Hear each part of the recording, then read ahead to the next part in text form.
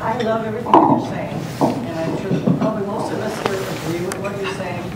My concern is this.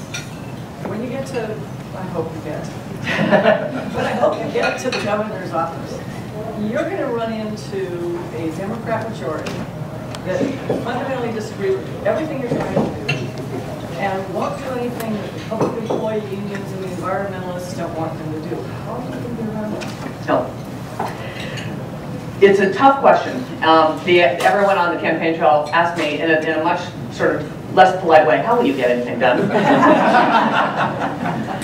And here's the way I want to approach this. First is focus, right? You've got to focus on a small number of things. But secondarily, you've got to use all the levers that you have at your disposal as governor.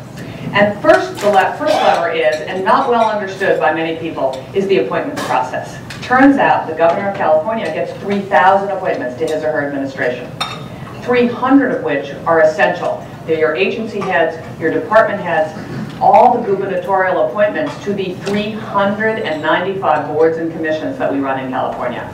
My first question is, do we need 395 boards and commissions? The answer to that is no.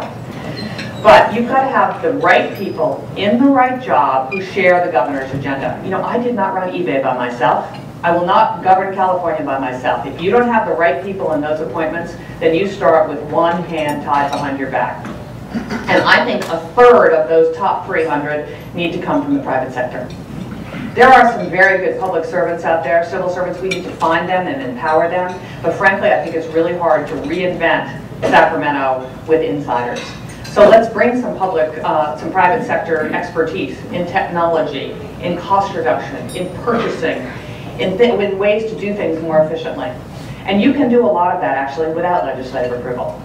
The second point I would make is the governor does need to work with the legislature, but the legislature needs to work with the governor because we have veto power in California and, importantly, line item veto in California, something the President of the United States from both parties would love to have. So you have to use this veto pen very judiciously and consistently. This is how you let the legislature know what you will and will not put up with. The third observation I would make is Sacramento and the legislature in many ways has become a bill factory. It's all about doing new things as opposed to fixing the current problems that we have. In fact, last year, the governor signed into law, I believe, 692 pieces of legislation.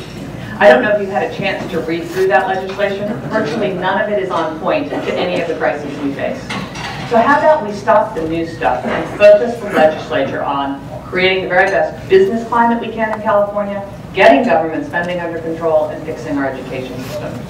So can we refocus the legislature on those three things? So which legislators want to be on the education team, Democrat and Republican? Who wants to be on the jobs team? I don't know too many Democrat assemblymen and senators who don't actually want more jobs in their district.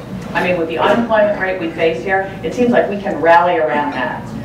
So let's focus on these three things. And the Republicans and the Democrats will disagree, I think, often on the solutions to creating more jobs or fixing the education system, but let's hassle it out. Let's argue about it and move this state forward. And then the last observation I would make is the next governor of California, I think, has to have a spine of steel. Because this is a tough job. This is really a tough job. On a scale of 1 to 10, where 10 is hard, this is a 12. And if you have a huge need to be liked and to be popular, this is a very bad job person fit. Because think about it, half the people will be upset with you all the time. And while you're taking on the education establishment, while you're fundamentally trying to change the cost structure of the state of California, while you're trying to change the business climate and streamline regulation, I think you're going to get tremendous pushback. And you have to have a very core set of beliefs about what you want to accomplish, and you have to persevere regardless of what the press says about you, what's happening in the Capitol. You've got to persevere for those reasons that you were sent to Sacramento. So that's how you get things done. And I also think in the end, this is about leadership.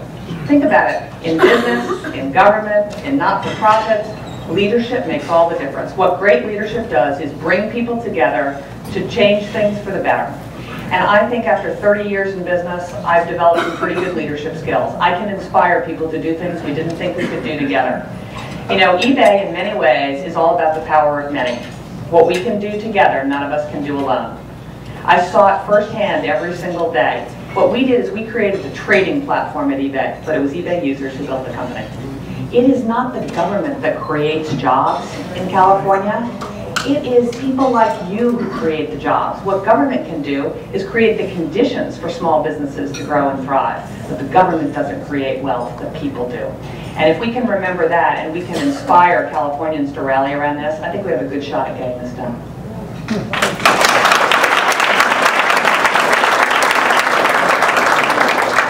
Other questions? Yeah, in the back there. Hi again, my name is Kathleen Smith. I'm very inspired by you. I think you definitely have the right idea about what to do in California. I have an observation. I volunteer in Fresno Unified, and one of the observations that I have is, like you say, there's some wonderful, wonderful teachers.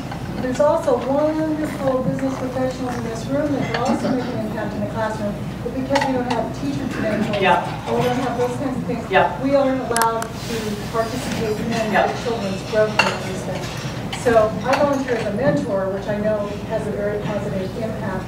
But I really think that I think that has a lot to do with teachers union and all the qualifications for being a teacher and all of that. But I just think that if we really put our thoughts together, our head together on how to really teach these kids, we could go a long way.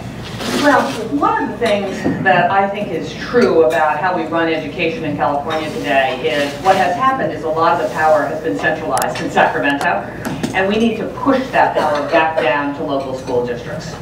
And obviously we've got to think about credentialing as a statewide issue, so I think we ought to look at that. But the truth is, I'm back to my 80-20. What can you get done with 20% of the reforms that get you 80% of the way home? And I think it's a great idea. From what I know, and I'm open to feedback on this, I would start with grading every single public school, A through F, the charter schools, and merit pay for teachers.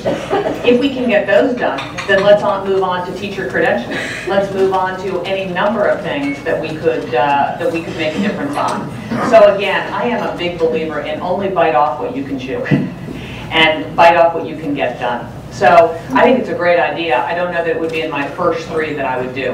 As an aside, one of the things that actually I learned when I came to the Central Valley 18 months ago for the very first time is we have got to restore vocational education to our public schools. This has gone from being the very best voc-ed situation 30 or 40 years ago to being among the worst.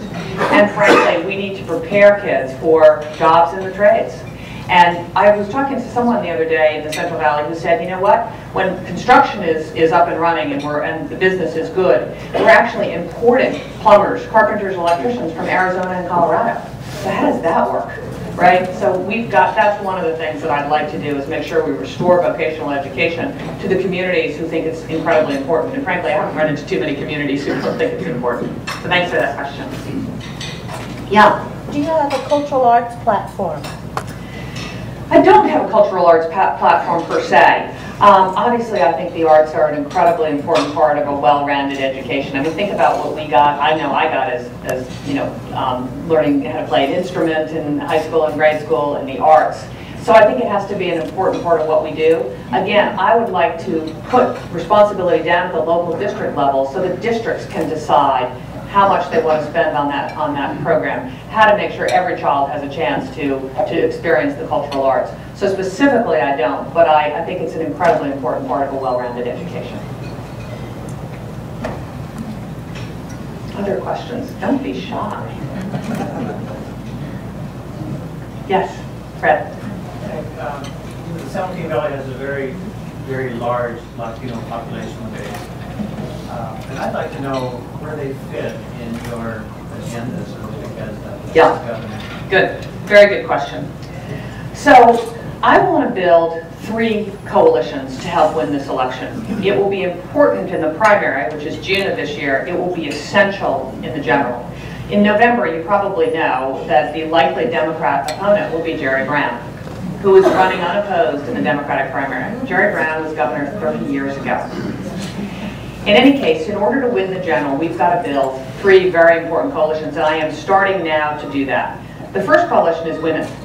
Women have left the Republican Party in alarming numbers, and we've got to bring women into this candidacy. It's a natural coalition. We have a coalition, we've called it